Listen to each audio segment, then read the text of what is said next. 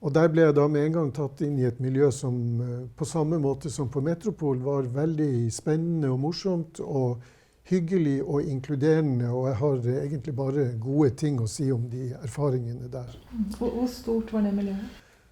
Ja, jeg kan ikke anslå noe antall. Det var selvfølgelig mye mindre i Bergen enn i Oslo.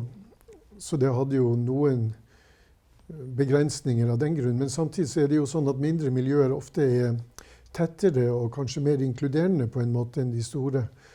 Og det var i grunnen min erfaring gjennom de kommende årene i Bergen, hvor vi jo etter hvert bygde ny organisasjon og så videre, at fordi miljøet var så vidt lite, så var det faktisk nødvendig for oss at vi alle sammen måtte være med og gjøre en innsats. Mens i Oslo så kunne du mer på en måte flyte på at det fantes et etablert utelivstilbud og så videre. Det var jo et par andre steder enn Metropol og så videre, så du kunne for så vidt leve et ganske aktivt liv her, sosialt liv og sånn, uten at du trengte å hverken engasjere deg eller forplikte deg.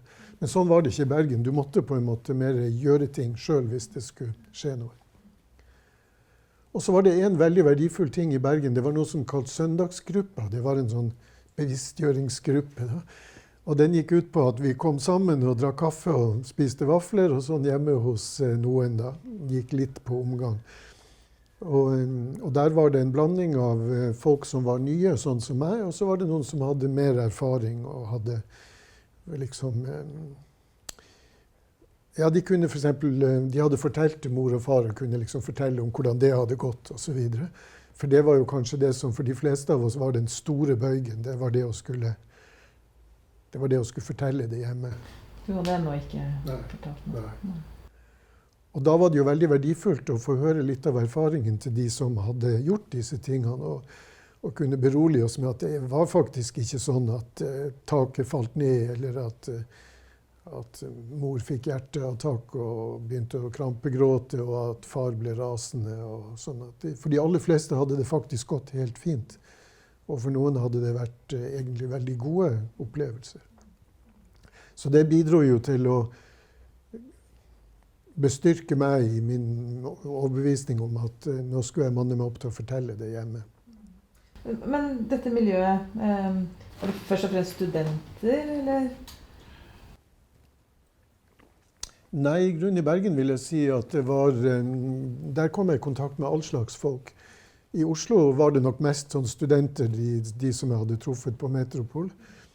Men i Bergen var jo som sagt miljøet mye mindre, så det innebar også at man kom mer i kontakt med andre mennesker.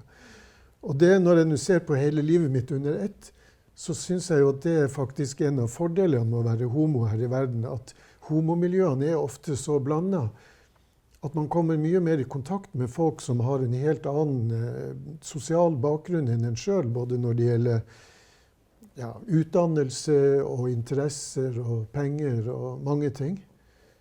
Mens jeg tror det er mye lettere for heterofile å kanskje i større grad være i miljøer som ligner mer på dem selv, sosialt.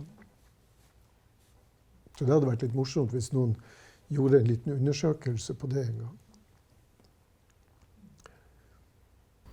Og både kvinner og menn? Ja.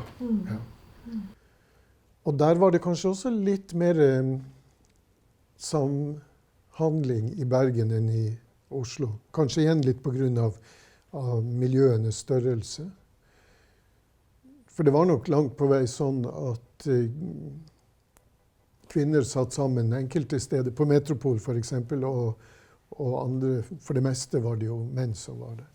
Men selvfølgelig, det var også blanding, men sånn i hovedsak vil jeg vel si at det var en tendens til at det var litt sånn adskilt.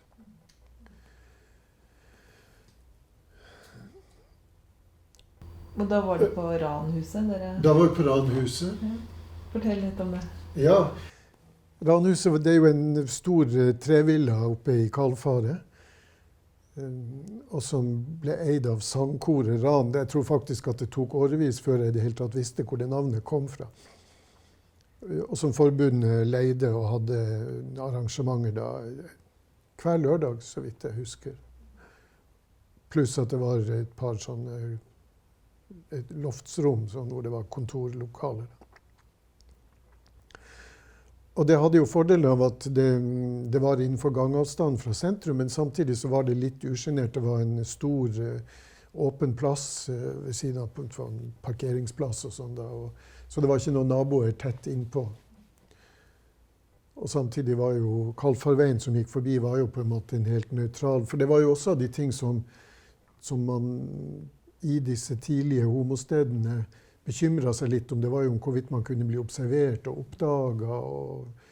Og det ligger jo litt før min tid, men jeg har jo hørt historier om dette her, hvordan man i Oslo hadde veldig sånne instruksjoner om hvordan folk skulle oppføre seg når de skulle til Snarøya og sånne steder, hvor de skulle gå av bussen og hvordan de skulle oppføre seg på bussen og når de kom av bussen og alt det der. Sånn var det ikke på den tida.